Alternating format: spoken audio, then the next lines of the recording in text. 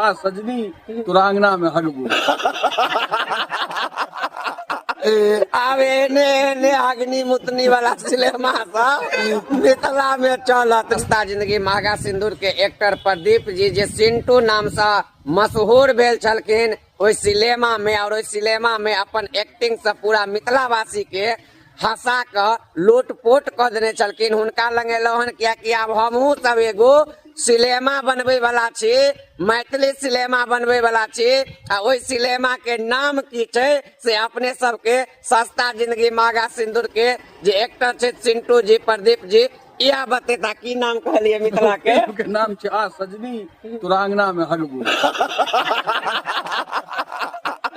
आवे ने अग्नि मुतनी वाला सिनेमा सा मिथिला में चलत। नीक नहीं चलत या नीक बना कर देखते छियै पसंद करे छै त खराबे न चलत। बिल्कुल बिल्कुल बिल्कुल।